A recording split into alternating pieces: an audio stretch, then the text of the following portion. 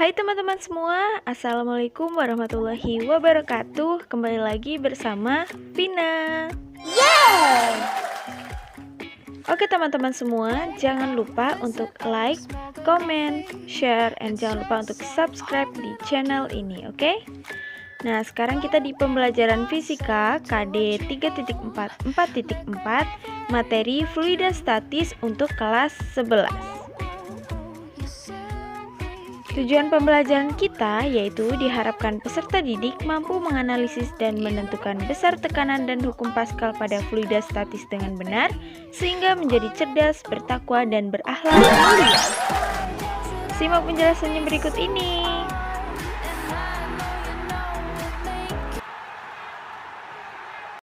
Baiklah, langsung kita ke pembahasan fluida statis untuk kelas 11.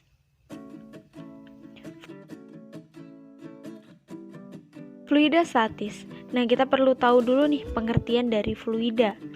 Fluida merupakan segala zat yang dapat mengalir. Jadi zat ini bisa berupa zat cair, bisa juga berupa zat gas ya teman-teman. Kemudian statis. Statis itu artinya diam. Jadi dapat dikatakan bahwasanya fluida statis itu merupakan fluida dalam keadaan yang diam. Contohnya nih, air yang berada di dalam gelas ya. Nah, air di sini itu sebagai fluidanya. Ketika air ini berada di dalam gelas, maka air ini akan berada dalam keadaan diam. Nah, ini adalah contoh dari fluida statis ya teman-teman. Nah, pada pertemuan kali ini, di pembahasan kali ini kita juga akan belajar mengenai tekanan dan hukum Pascal. Oke teman-teman, langsung saja. Tekanan. Apa sih itu tekanan? Ini dia. Tekanan merupakan besar gaya yang bekerja pada permukaan benda tiap satuan luas. Nah, teman-teman, secara matematis, tekanan dirumuskan sebagai berikut. P sama dengan F per A, di mana P di sini merupakan tekanan, satuannya Pascal atau Newton meter pangkat min 2. Kemudian F adalah gaya tekan, satuannya Newton, dan A adalah luas permukaan tekan, satuannya meter kuadrat. Gitu ya teman-teman. Oke, untuk pemahaman materi, kita sekarang lanjut ke contoh soalnya ya teman-teman. Ini dia untuk contoh soal yang pertama.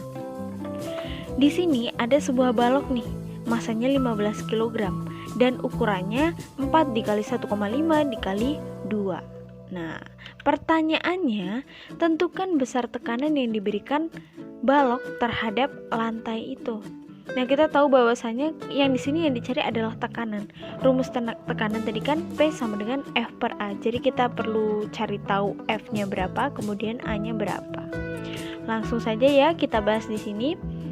Di sini balok ini kan diam nih, memberikan gaya tekan terhadap lantainya ya. Nah, gaya tekan ini sama dengan gaya berat, sehingga dapat dirumuskan F sama dengan W, di mana W itu adalah M dikali G ya teman-teman. Lalu kita masukkan saja nilainya. Masanya adalah 15 kg dan percepatan gravitasi adalah 10 meter per sekon kuadrat ya. Sehingga di sini F-nya ketemu. F-nya sama dengan 150 Newton. Selanjutnya kita cari luasnya. Nah, di sini permukaan balok yang menyentuh lantai itu adalah bagian sisi alasnya kan. Nah, itu adalah luas alas baloknya. Itu adalah luas bidang tekannya ya maksudnya. Jadi luas bidang tekannya itu adalah 4 dikali 1,5. Pokoknya itu yang bagian alasnya ya. Maka nilai A itu adalah 6 meter kuadrat. Oke. Sehingga di sini tekanan yang diberikan balok terhadap lantai, kita gunakan rumusnya P sama dengan F per A, lalu kita masukkan nilainya, di mana F-nya 150 Newton dan A-nya adalah 6 meter kuadrat. Langsung saja, jadi di sini tekanannya adalah 25 Newton per meter kuadrat. Begitu ya teman-teman. Oke, lanjut. Oke, sekarang kita ke hukum Pascal. Nah, dalam hukum Pascal, tekanan yang diberikan pada zat cair dalam ruang tertutup diteruskan itu sama besar ke segala arahnya. Nah, di sini misalnya ada sebuah pompa hidrolik ya teman-teman. Jadi di sini ada penampang kecil dan ada penampang besarnya. Menurut hukum Pascal, bahwasanya tekanan pada penampang kecil dan tekanan pada penampang besar nilainya itu akan sama. Jadi akan dirumuskan P1 sama dengan P2, atau tekanan pada penampang 1 sama dengan tekanan pada penampang 2. Ingat rumus tekanan itu adalah F per A, sehingga sama saja F1 per A1 sama dengan F2 per A2, di mana P itu merupakan tekanan, kemudian F adalah gaya tekan, dan A adalah luas permukaan tekannya. Begitu ya teman-teman. Kemudian untuk contoh hukum Pascal dalam kehidupan sehari-hari, misalnya itu diterapkan pada dongkrak, kemudian rem, mesin pres hidrolik, pompa ban sepeda, mesin hidrolik pengangkat mobil. Nah, itu adalah penerapan dari hukum Pascal dalam kehidupan kita sehari-hari ya teman-teman. Oke, sekarang kita lanjut ke contoh soalnya dalam hukum Pascal. Ini dia soalnya.